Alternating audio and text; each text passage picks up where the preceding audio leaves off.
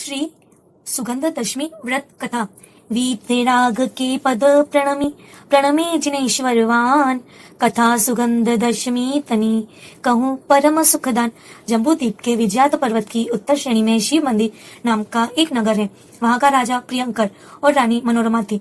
सो वे अपने धन यौवन आदि के ऐश्वर्य में मदोन्मत्त हुए जीवन के दिन पूरे करते थे। धर्म किसे कहते हैं वह उन्हें मालूम ही न था। एक समय सुगुप्त नाम के मुनिराज कृत शरीर दिगंबर मुद्रा युक्त आहार के निमित्त बस्ती में आए। उन्हें देखकर रानी ने अत्यंत घृणापूर्वक उनकी निंदा की और पान की पीछ मुनि पर थूक दी। सो मुनि तो अंतर्या होने के कारण बिना ही आहार लिए पीछे वन में चले गए और कर्मों की विचित्रता पर विचार कर संभाव धारण कर ध्यान में निमग्न हो गए। परंतु थोड़े दिन पश्चात रानी मरकर गधी हुई, फिर सुकरी हुई, फिर कुकरी हुई, फिर वहां से मरकर मगध देश के वसंत तिलक नगर में विजयसेन राजा की रानी चित्रलेखा की दुर्गंधा नाम की कन्या हुई। सो इसके शरीर से अत्यंत दुर्गंध निकला करती थी। एक समय राजा अपनी सभा में बैठा था कि धनपाल ने आकर समाचार दिया कि हे राजन, आपके नगर के वन में सागर सेन नामक के मुनिराज चतुर्विधि संग सहित पधारे हैं। यह समाचार सुनकर राजा प्रजा सहित वंदना को गया और भक्ति पूर्वक नतमस्तक हो राजा ने स्तुति वंदना की। पश्चात मुनि तथा श्रावक के धर्मों का उपदेश सुनकर सबने यथाशक्ति व्रतादि लिए। किसी ने केवल सम्यक्त्व ही अंगीकार किया। इस प्रकार उपदेश सुनने के अनंतर राजा ने नम्रता पूर्वक पूछा, हे मुनिराज, यह मेरी कन्या दुर्गंधा किस पाप के उदय से ऐसी हुई है? सो कृपा करके कहिए। तब श्री गुरु ने उसके पूर्व भवों का समस्त वृत्तांत मुनि की निंदादि का कह सुनाया, जिसको सुनकर राजा और कन्या सभी को पश्चाताप हुआ। निदान राजा ने पूछा, हे प्रभु, इस पाप से छूटने का कौन सा उपाय है? तब श्री गुरु ने कहा, समस्त धर्मों का मूल सम्यक दर्शन है। सो अरहंत देव निर्ग्रंथ गुरु और जिन भाषित धर्म में श्रद्धा करके उनके सिवाय अन्य रागी द्वेषी देव देशी गुरु हिंसामय धर्म का परित्याग कर अहिंसा सत्य आचौर्य ब्रह्मचार्य और परिग्रह प्रमाण इन 5 व्रतों का अंगीकार करे और सुगंध दशमी का व्रत पालन करे, जिससे अशुभ कर्म का क्षय होवे।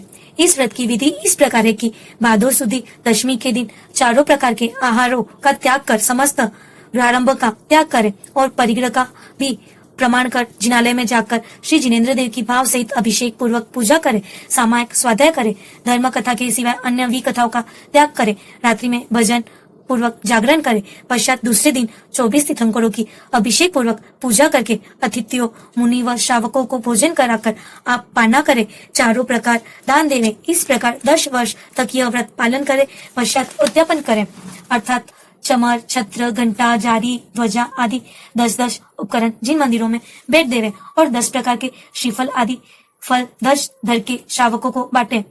उद्यापन की शक्ति न होवे तो दूना व्रत करे। उत्तम व्रत उपवास करने से, मध्यम कांची आहार और जघन्य एकाशन करने से होता है।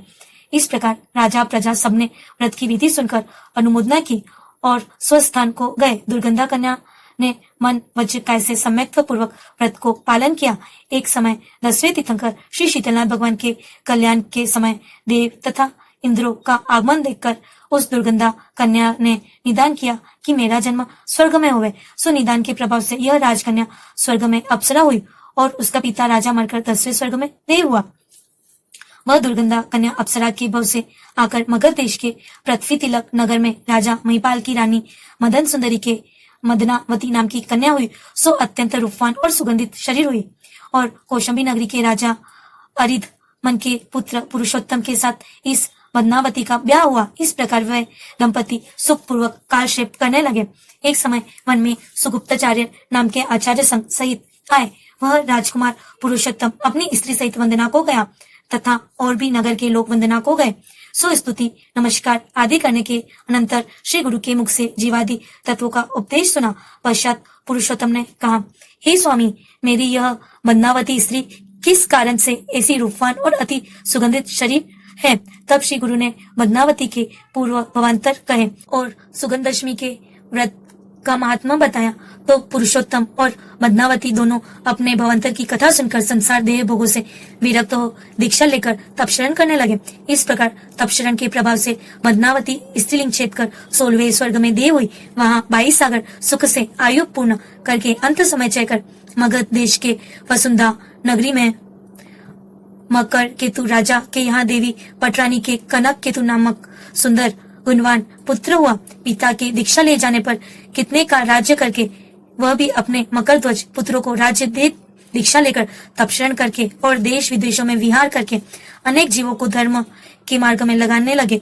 इस प्रकार कितने काल कनक केतु मुनिनाथ को केवल ज्ञान हुआ और बहुत काल तक उपदेश रूपी अमृत की वृष्टि करके शेष अघाती कर्मों का नाश कर परम पद मोक्ष को प्राप्त हुए। इस प्रकार सुगंध दशमी का व्रत पालकर दुर्गंधा भी अनुक्रम से मोक्ष प्राप्त हुई। तो भव्य जीव यदि यह व्रत पाले तो अवश्य ही उत्तमोत्तम सुखों को पावे। सुगंध दशमी व्रत कियो दुर्गंधा ने सार, सुर नर ने सुख भोग में अनुक्रम गई भव पार। जय जिनेन्द्र।